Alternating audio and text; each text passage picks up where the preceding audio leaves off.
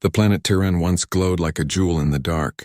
Its skies shimmered with silver rings of defense satellites, and its oceans carried the reflection of proud cities. For hundreds of years, the Terran had believed themselves safe. But that night, everything changed. The enemy came without warning. A fleet of dark metal ships, vast and silent, entered their orbit. No message. No demands. Only fire. Captain Rahl stood on the bridge of his command ship, watching the first explosions on the surface. Entire cities vanished under beams of light. He could hear the screams through the comm channels, officers calling for orders, families begging for rescue. But there was nothing left to command. The enemy, the Dravix Empire, had already cut their communications. He looked at the tactical screen. Hundreds of red markers blinked across it. His own fleet? Only 20 ships. The Terran had no chance.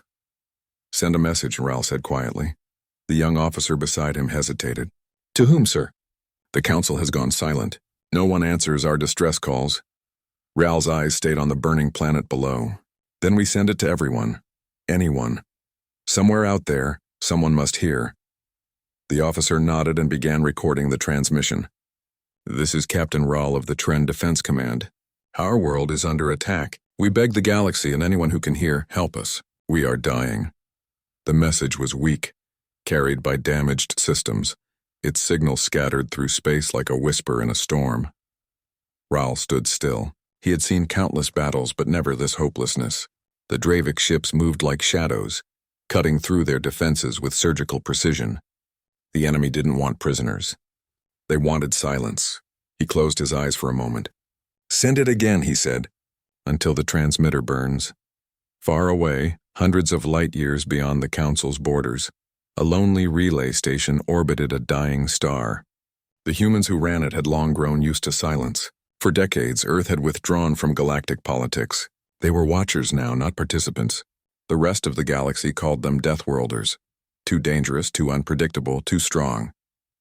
Inside the human station, a technician named Mara yawned as she monitored the signal boards. Then a red light flickered. An incoming transmission. Ancient frequency. Weak power. She frowned and adjusted the filters. Static filled the room. Through it, she heard broken words. "Anyone who can hear, then we beg for help, and we are dying." Mara froze. Her heart began to pound. She called out, "Commander Reeves, you need to see this." Moments later, Commander Reeves entered the control room. His uniform was old, his eyes sharper than the steel doors behind him. "What is it?" "Unknown signal, sir," Mara said. "Not human." "It's repeating every few seconds." Reeves listened. The voice cracked with static, but the message was clear. A world asking for help. A world abandoned. Location? Outer Arm Terran System. "Council space," she said. "They're not on our maps anymore." Reeves nodded slowly. For years, humanity had stayed out of the galaxy's wars. They remembered what happened last time they tried to help, when their aid had been met with fear and betrayal. "Run it through command," he said. Mara hesitated. "Sir, should we really forward this? We're not supposed to answer foreign calls." He turned to her, voice calm but cold. "Protocol says no. Humanity says otherwise." He stared out the window, watching the dark star beyond. Someone's dying out there. And if the galaxy won't move, we will. Back on Terran, Rahl's ship was falling apart. The bridge lights flickered as another impact shook the hull. He could see the enemy cruisers forming a circle above the planet. They were preparing for final bombardment. He looked toward the stars one last time. "Did anyone hear us?" He whispered. No answer came, only the low hum of the failing engines and the growing fire outside the viewport. But then, something flickered. Far above the chaos, a tiny blue spark appeared in the night sky. Then another, and another. The enemy paused. Their sensors caught an anomaly. A fleet jumping in from deep space, fast and coordinated. "Unknown signatures. Unknown origin," Hale's officer gasped. "Captain, something's coming through the upper orbit." Rahl leaned forward. "Identify." The computer struggled, scanning the strange newcomers. Then a single word appeared on the display. A word no one had seen for centuries. Origin. Earth the humans had heard, and they were coming. The distress signal from Terran moved like a ghost through space. It passed broken satellites, dead stations, and the cold silence of forgotten worlds. For most civilizations, it was just noise. an echo of another dying world. But for humanity, it was something else. Inside the Terran Unified Command Center on Luna, the signal appeared on a secure feed. Generals, scientists, and intelligence officers gathered around the projection. The message was weak, but the voice of Captain Rahl was clear, desperate, pleading, and alone. "We beg the galaxy. Anyone who can hear us, please help us." No one spoke for a long moment. The room stayed silent except for the hum of the hologram. Admiral Reeves, an old man with scars from too many wars, finally said, "Play it again." They played it, again and again. Each time the tone hit harder. Humanity had heard hundreds of calls like this before, but not in years. They had turned away from the stars after the War of Betrayal, when the Galactic Council had accused them of being too violent, too emotional, too dangerous. Humanity left the galactic stage, and the galaxy forgot them. Until now. Reeves walked to the observation window. Below him, the Earth rose in soft blue light. "Send this to the fleet archives," he ordered. "Verify the coordinates." A young officer looked uncertain. "Sir, this is outside our jurisdiction. Council space. We're not authorized to interfere." Reeves didn't turn around. "Authorization? The galaxy doesn't give us orders anymore." He pressed a button on his wrist device. "Wake the Command Council." Hours later, the Great Hall of the Terran Strategic Assembly flickered to life. Rows of admirals, diplomats, and engineers filled the seats. The massive central display showed a frozen image of the burning planet Terran. Reeves stood at the podium. This message came from a dying world. Their enemies are the Dravix Empire, a race known for genocide. The Council will not move, but I believe we should. A senator raised his voice. "Why? They never helped us when we needed them. Let them face what they built." Reeves's eyes hardened. "Because that's not who we are." The room went silent. He continued, slower now. "We may be Deathworlders, but we don't let innocent lives burn while we hide behind borders. If the galaxy calls for help, even once, we will answer." Across the solar system, orders spread like fire. Old stations flickered back online. Docks on Mars opened for the first time in decades. Giant warships, forgotten relics of the last war, began to awaken. Engineers ran across hangar decks as engines hummed back to life. Massive dreadnoughts lifted from lunar dry docks, their names glowing across their sides. Vigilant, Horizon, Oathkeeper. Humanity's fleet had been silent for centuries. Now it roared again. Meanwhile, on the far side of the galaxy, the planet Terran was dying. Captain Rahal's ship had lost power completely. His crew huddled in the dark, the only light coming from the fires below. One of his officers whispered, "No one is coming, are they?" Rahl didn't answer. He wanted to believe someone would, but the galaxy was full of false promises. The Council had already abandoned dozens of border worlds. He looked out the cracked viewport one last time. "If anyone's listening," he whispered to the void, "remember us." Then the ship shuddered. Another explosion rocked the hull. They were out of time. Back on Earth, the first fleet to awaken was Task Force Orion, an elite strike group designed for rapid response across interstellar distances. Captain Alara Voss, commanding officer of the flagship Horizon, stood on her bridge as the engines ignited. "Destination locked." "Terran system confirmed," said her navigator. Alara nodded. "Fleet status?" "All ships ready. Weapons charged. FTL jump calibrated." She looked at the fleet surrounding her. Hundreds of warships, carriers, and escorts, each shining like silver blades in the dark. "Then let's remind the galaxy what humanity stands for," she said. As the countdown began, Admiral Reeves watched from Command HQ. "FTL window in 10 seconds, reported the officer. Reeves gave a slow nod. "Make history." Light consumed the screens. The fleet vanished into the fold of space. Hours passed. On Terran, Rahl's final transmission had already faded into static. His ship floated above the burning world, drifting closer to the atmosphere. He closed his eyes, ready for the end. Then the sensors blinked. A burst of gravitational energy rippled through the void. Something massive had entered orbit, not one ship but many. A bridge officer gasped. "Captain." "New contacts." "Thousands of them." Rahl blinked. "Identify." The computer processed the data slowly, lines of code flickering across the dying console. Finally, one word appeared. Terran. Raoul's heart froze. Humans? He looked at the viewport. The stars shifted. Massive dark shapes appeared emerging from the void, ships larger than cities. Glowing with white and blue light, they moved in formation, precise, calm, unstoppable. The Dravix fleet turned toward the newcomers. Ready to strike, Raoul whispered. You heard us. And as the first human ship opened its comm channel, a deep, steady voice filled the airwaves. This is the Terran Unified Fleet.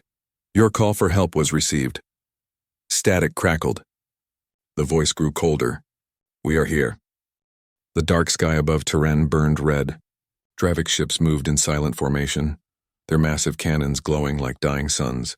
The planet's surface was a sea of flames. Cities turned into glowing scars. Oceans boiled from orbital strikes. Captain Raoul stood inside what was left of his command ship. The bridge was cracked, half of the crew gone. Every screen showed static, every system screamed warnings. He thought the end had finally come.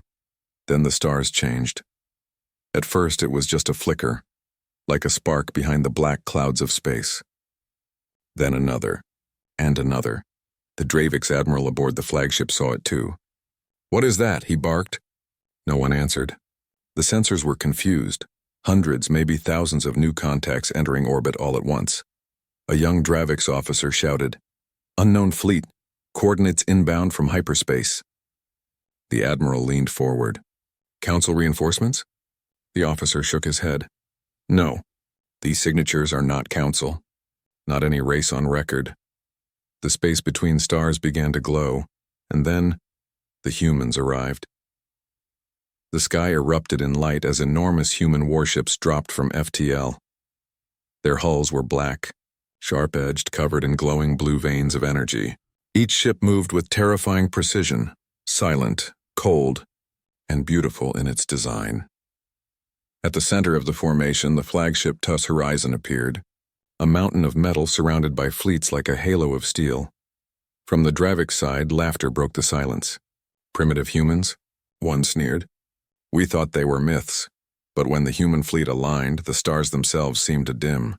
Every human ship emitted a synchronized pulse. It wasn't a weapon, and it was a warning. This is the Terran Unified Fleet, said a calm, deep voice across all frequencies. You called for help, the Dravix admiral snarled. Fire on them. The battle began before the Terran could even blink. Blue and white beams of light tore through the void. The first Dravix cruiser exploded instantly, a flash brighter than sunrise. The second followed seconds later. Human weapons were different. They didn't rely on brute force. They relied on precision. Every shot was measured, calculated, deliberate. When human dreadnoughts fired, they didn't miss. The Dravix tried to return fire, but human ships were already moving. They didn't dodge randomly. They danced, like pieces on a chessboard, already knowing the end of the game.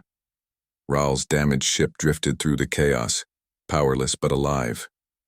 Through the viewport, he saw the human fleet slicing through the invaders. His second officer whispered, Who are they? Raoul's voice trembled. Legends. From the Death World. Inside the horizon, Captain Alara Voss stood calm among the storm. Her crew worked in silence, their eyes focused on the tactical map. Dravix flagship charging main cannon, said her weapons officer. Alara nodded. Target lock?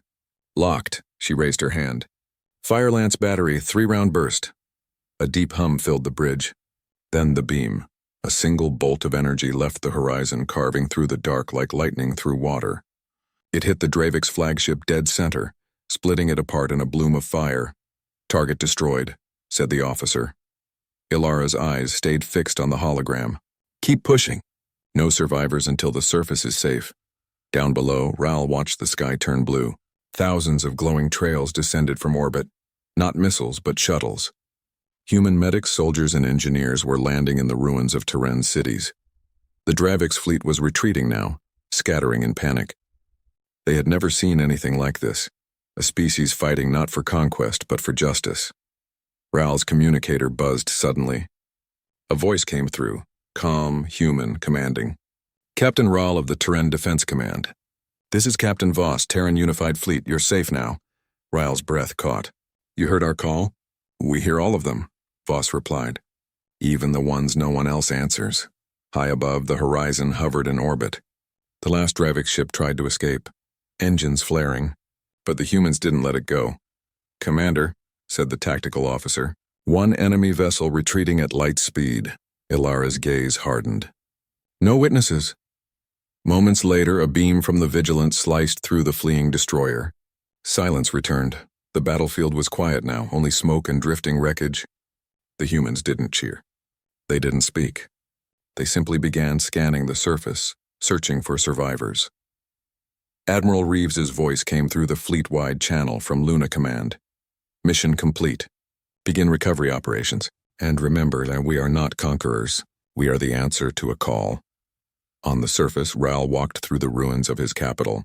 For the first time in weeks, he saw ships landing not to destroy, but to save. Human soldiers moved carefully among the ruins, lifting debris, treating the wounded. One soldier saluted him. You're Captain Raoul? He nodded weakly. I am you. You came. The human soldier smiled faintly. That's what we do. Raoul looked up at the sky, where the enormous fleet shimmered like a second sun. He whispered, Then maybe. The galaxy still has hope. Inside her ship, Captain Voss watched the planet below through the glass. Her first officer turned to her. Commander, message from High Command. They want to know if we're staying. Voss thought for a moment, then said softly, No. We came when they called. Now they must rebuild. The engines of the horizon powered up, and one by one, the Terran fleet began to ascend into the stars. As they disappeared into the void, the last transmission echoed through Terran's atmosphere. When you call again, we will answer. The wreckage of battle drifted silently above Terran. Burning ships, shattered metal, and the cold bodies of soldiers floated through the void. For the first time in centuries, the Dravik's empire had been forced to retreat, but not far.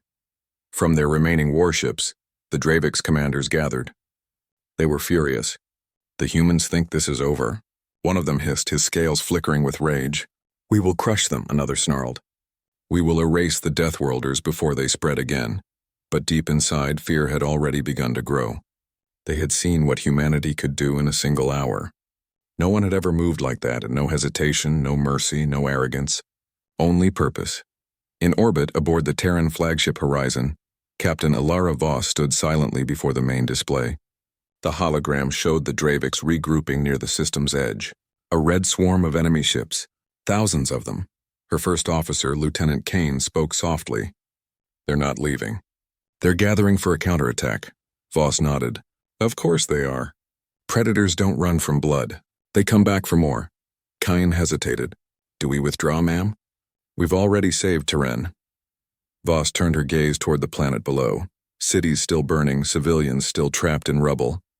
Withdraw, she said quietly. And let them finish what they started? She raised her voice, calm but sharp. No.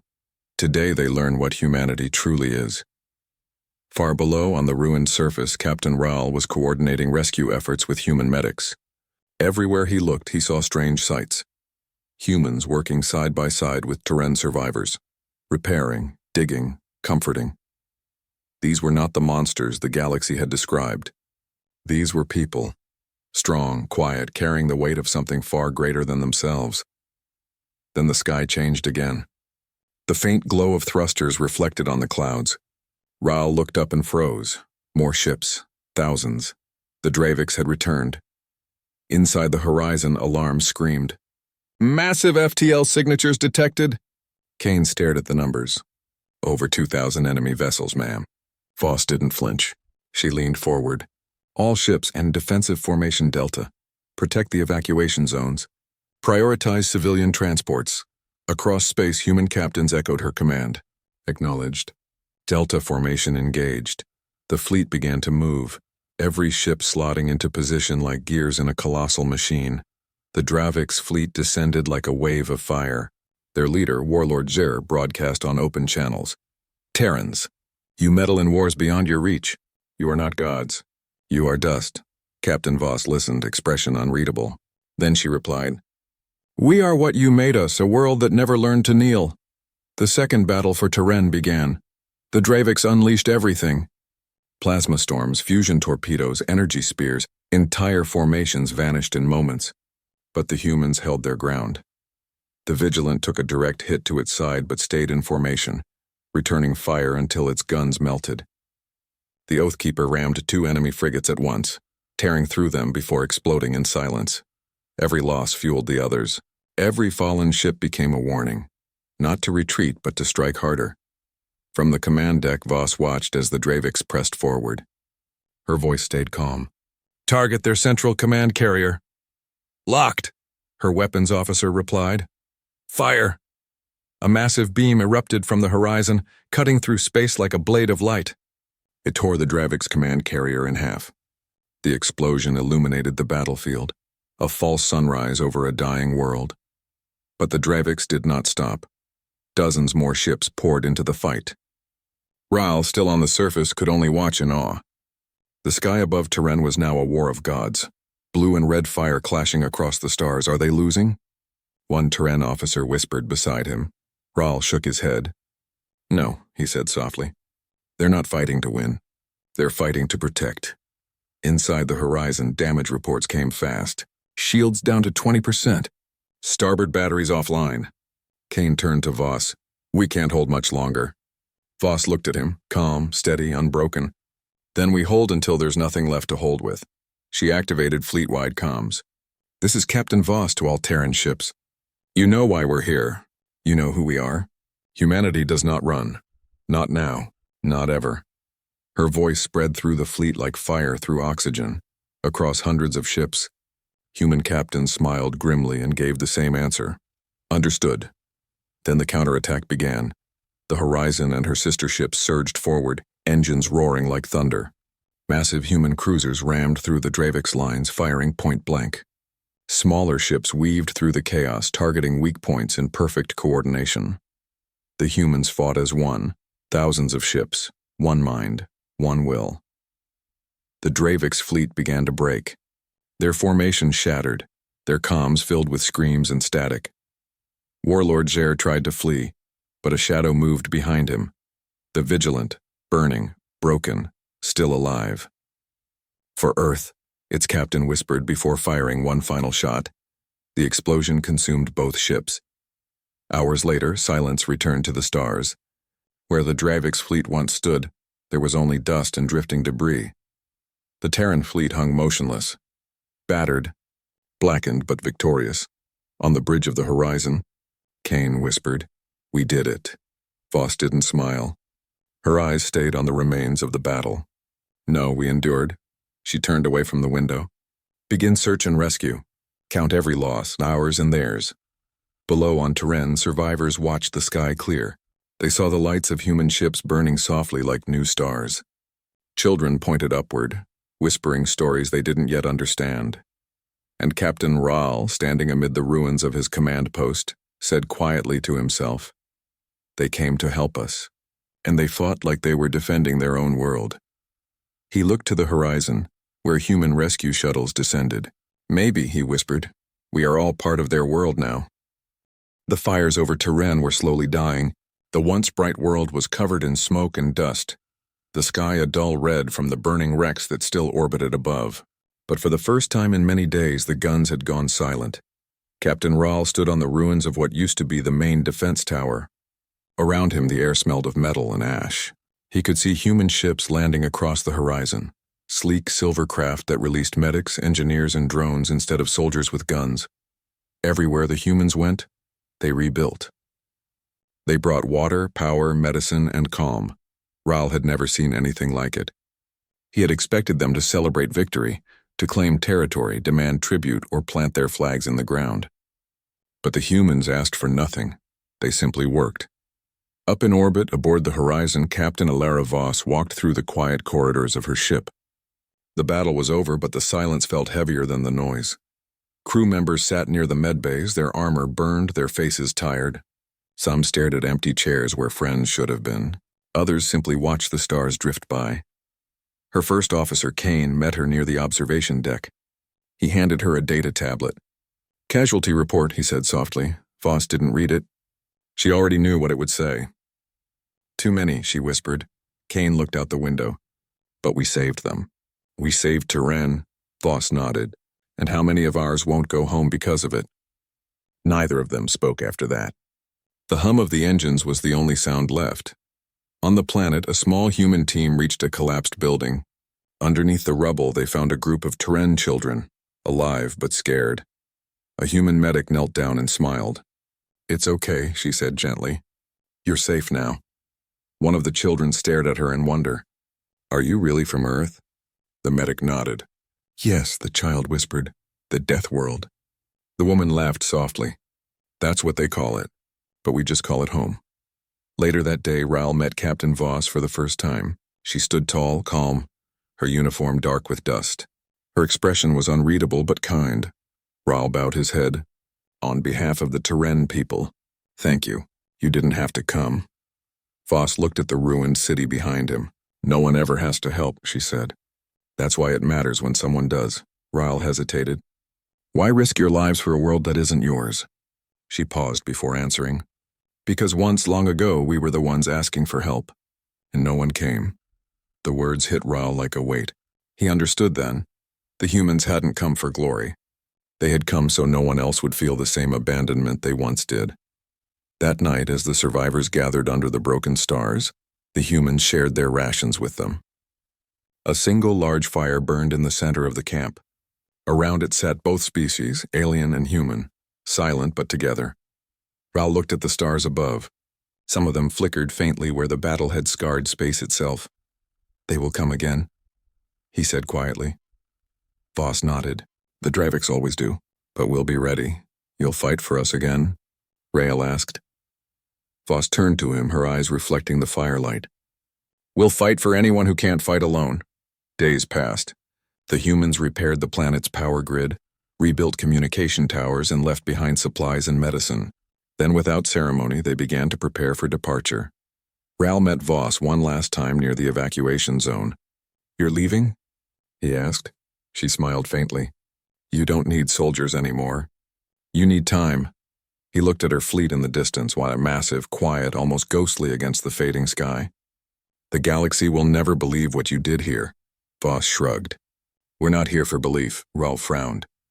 "Then what are you here for?" She looked at the horizon and at the wounded world slowly healing beneath the smoke. "To remind the galaxy what it means to be human." As the Terran fleet began to ascend, Raoul stood on the tower and watched them rise. Their engines left trails of blue light across the clouds. Children pointed and cheered. Old soldiers saluted. The humans didn't respond, they simply vanished into the dark, leaving behind nothing but the faint sound of thunder rolling across the sky. Raoul whispered softly to the empty air, "Thank you, Deathworlders." Up in deep space, aboard the horizon, Captain Voss recorded her final report. Mission complete. Civilian survival rate 63%. Terran losses classified. Operation successful, she paused. The recording light blinked. Then she added quietly, "War always costs too much, but mercy costs even more. And still, it is worth it." She turned off the recorder and looked out the window where the stars stretched endlessly ahead. Kane approached her. "New orders?" She smiled faintly. "No, just another signal, weak, distant, another cry for help." He sighed. "Again?" Voss nodded. "Always." She looked out at the void, calm, fearless, resolute. "Set course," she said. "Someone's calling." And once again the engines of humanity roared to life, not for war, not for revenge, but for mercy. The stars above Terran were quiet again. The fires were gone, the smoke had lifted, and the broken cities had begun to breathe once more. The ruins still told stories of war, twisted steel, silent towers, scorched earth. But amid it all, life was returning. Children played where soldiers had once fallen. And in the sky, the faint blue streaks of humanity's fleet were only a memory. To the Terran, it almost felt like a dream. But every night when the wind was still, the people looked upward. They remembered the day when their call for help was answered, not by the Galactic Council, not by any of their allies, but by humans, the forgotten children of a death world who came without asking for anything in return. Captain Raoul sat near a rebuilt communication tower. It was one of the many stations the humans had repaired before they left, A small glowing plaque on its base read in human script, "For those who still believe help can come from the dark." He traced his fingers across the words. He couldn't read the human language fluently yet, but he had memorized that line by heart. It was carved with purpose, not as a warning, but as hope. In the weeks after the humans left, the Galactic Council finally responded. They sent ships filled with observers and drones, pretending to be concerned about regional stability. But everyone knew the truth. They had come to investigate the rumors. The Council ambassador, tall and wrapped in golden robes, met Rial at the capital ruins. "We received unusual reports," the alien said carefully. "They claim humans intervened in your conflict. Is that true?" Rial didn't answer at once. He looked toward the sky, then back at the ambassador. "Yes," he said finally. "They came when no one else did." The ambassador frowned. "And what did they want in return?" Rial shook his head. "Nothing," the ambassador scoffed softly. "Impossible. Humans are dangerous, unstable. They do nothing without reason." Rial smiled faintly. Then maybe the reason was mercy. That night, alone in his quarters, Rial activated the new comm array. He played the original distress signal, the same weak, trembling message that had started it all. "We beg the galaxy, anyone who can hear us, help us. We are dying." Then he played what came after. The human reply. It was shorter, colder, but stronger. "This is the Terran Unified Fleet. Your call for help was received. We are here." He listened to it again and again, the voice echoing softly through the dark. Each time he heard it, something inside him changed. Fear turned to gratitude. Gratitude turned to resolve. Months passed.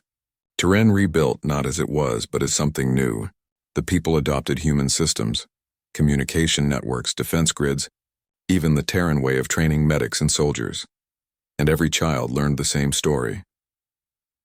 When the stars turned against us, it was the Death Worlders who answered. Statues of human soldiers began to appear in city plazas, not of heroes with weapons raised, but of quiet figures standing tall, holding out open hands, protectors, not conquerors. Rial visited one such statue near the capital. Beneath it was an inscription written in both languages. "Strength without compassion is hollow. Compassion without strength is fragile. Humanity is both."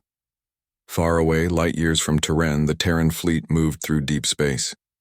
The horizon was once again silent. Captain Alara Voss sat alone in the command chamber, watching the stars slide past. A faint transmission came through the speakers. Static at first, then clear. "To the Terran Unified Fleet, this is Terran.